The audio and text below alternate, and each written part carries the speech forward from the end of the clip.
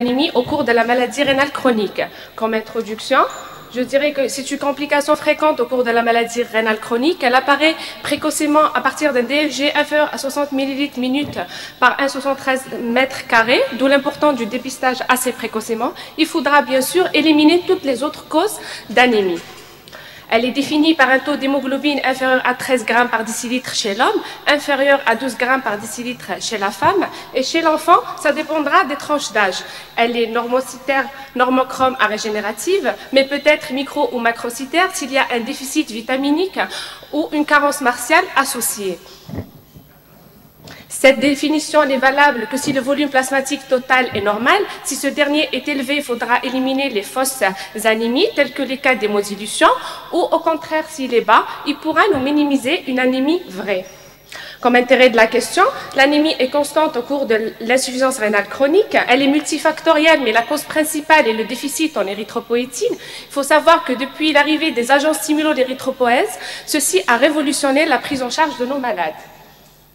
Passons à la pathogénie, donc elle est multifactorielle, principalement le déficit en érythropoïétine, la résistance à cette dernière, carence martiale, l'inflammation chronique, l'hyperparathyroïdie.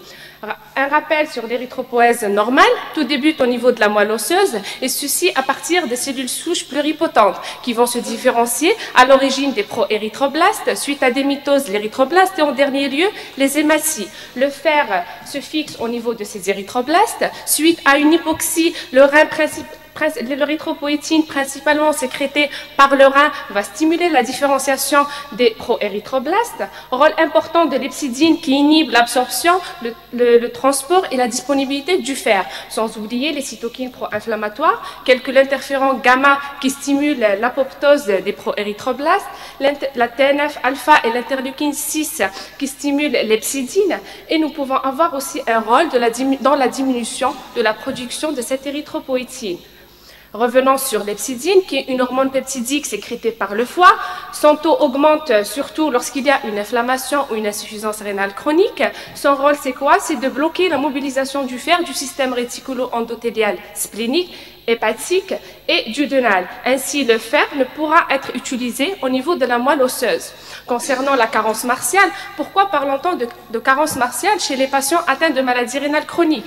Car nous avons une diminution des apports et une augmentation des pertes.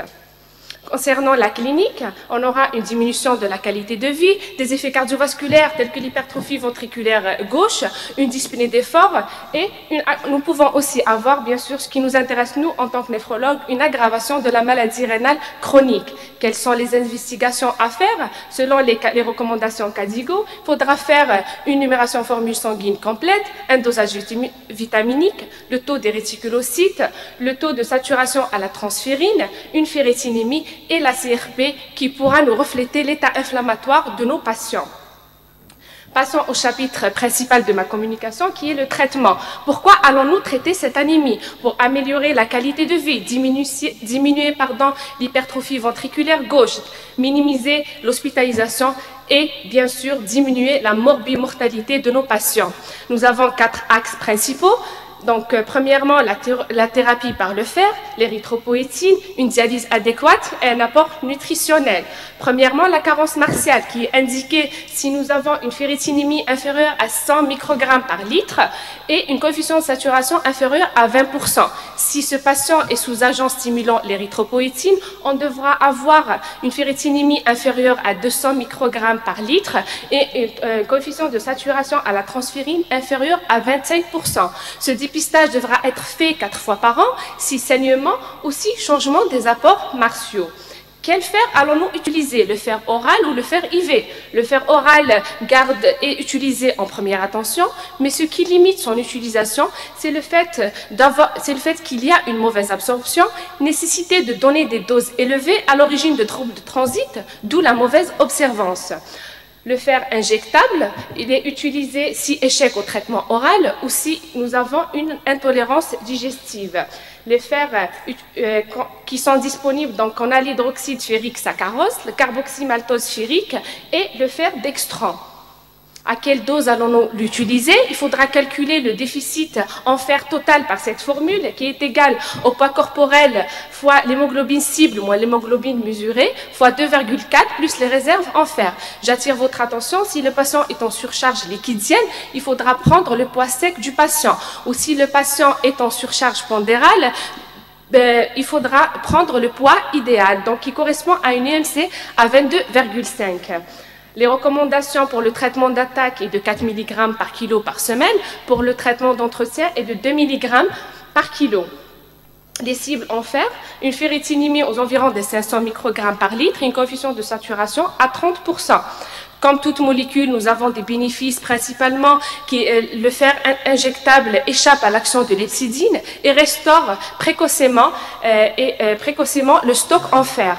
Nous avons aussi des risques tels que l'augmentation du stress oxydatif, le risque infectieux et le risque de choc anaphylactique, d'où l'intérêt de surveiller les patients pendant et même après 30 à 60 minutes après l'injection de ce produit. Le deuxième chapitre, donc nous avons les agents stimulant l'érythropoèse. Donc initialement nous avions eu l'érythropoïétine alpha et bêta, puis nous avons eu la deuxième génération qui est la darbépoïétine alpha qui diffère de la première génération par la présence de 5 chaînes N-glycosidiques qui lui confèrent une demi-vie plus longue. Et nous avons la troisième génération qui est la séra apparue en 2008 qui sont des activateurs continus du récepteur de l'érythropoïétine. Voici une image qui illustre les différentes érythropoïétines disponibles. Il faut savoir que nous avons des érythropoïétines à durée d'action courte telles que les poïétines alpha, bêta et θ et à durée d'action longue telles que la darbepoïétine et la Mircera. Les indications un taux d'hémoglobine inférieur ou égal à 10 grammes par décilitre responsables de symptômes gênants. Le mode d'administration en prédialyse ou en dialyse péritonéale, on utilisera préférentiellement la sous-cutanée ou en hémodialyse sous-cutanée ou en intraveineux. Quelle est l'hémoglobine cible à atteindre? Plusieurs études ont été réalisées dans ce sens. J'aimerais vous présenter cette étude qui est l'étude Schwartz qui a été publiée en 2006. Donc, elle englobe 1432 patients dont le DFG est entre 15 à 50 millilitres minute.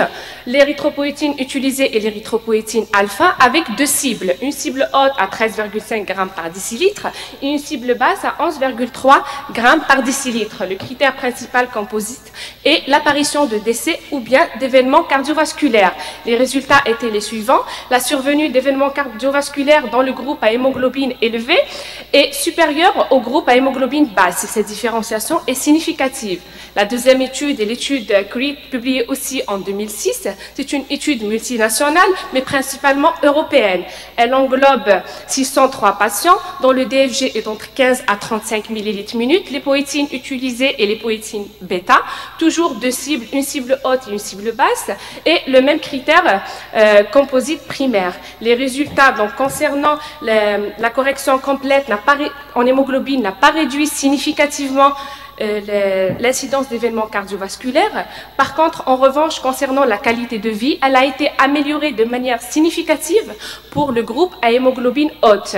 Cependant, le recours à la dialyse, a été beaucoup plus rapide dans le groupe à hémoglobine haute, contrairement au groupe à hémoglobine basse, et cette différence est significative. La dernière étude est l'étude TURIT qui a été faite en 2009, qui est une étude prospective, donc contrôlée par un placebo. Elle a englobé 4038 patients dont le DFG entre 20 à 60 millilitres minute, diabétiques de type 2. Ici, nous avons utilisé la darbépoïétine avec une cible de 13 grammes par décilitre. Les résultats concernant l'événement cardiovasculaire, il n'y a pas de différence significative entre les deux groupes. Par contre, concernant l'apparition d'accidents vasculaires cérébraux, donc on a remarqué qu'il y avait beaucoup plus d'accidents vasculaires cérébraux dans le groupe traité par la darbépoïétine.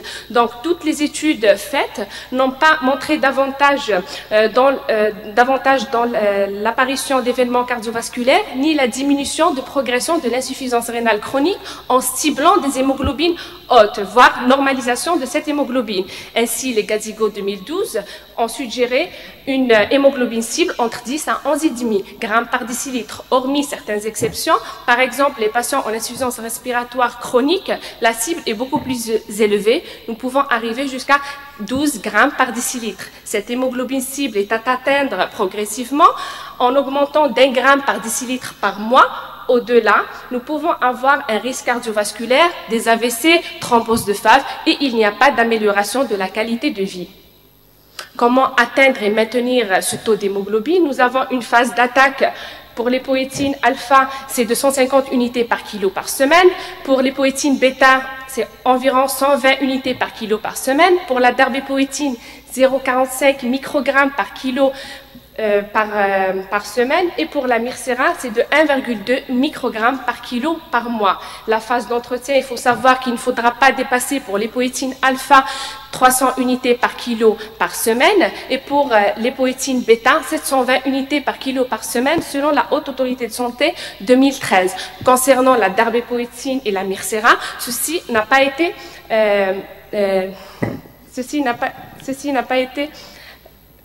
précisé. Les effets secondaires, l'érythropoïétine, nous pouvons avoir principalement l'hypertension artérielle, d'où la nécessité de prise de tension artérielle avant chaque prise d'érythropoïétine. Les contre-indications restent l'hypersensibilité aux produits et une HTA non contrôlée.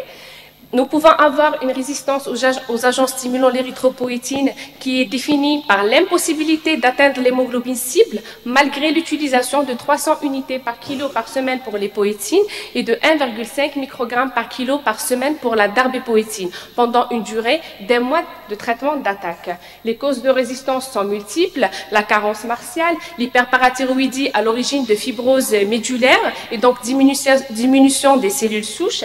Plusieurs médicaments aussi ont été incriminés, tels que les IEC et les ARA2. Les érythroblastopénies, elle est exceptionnelle. Elle est principalement due aux anticorps anti-érythropoïétine.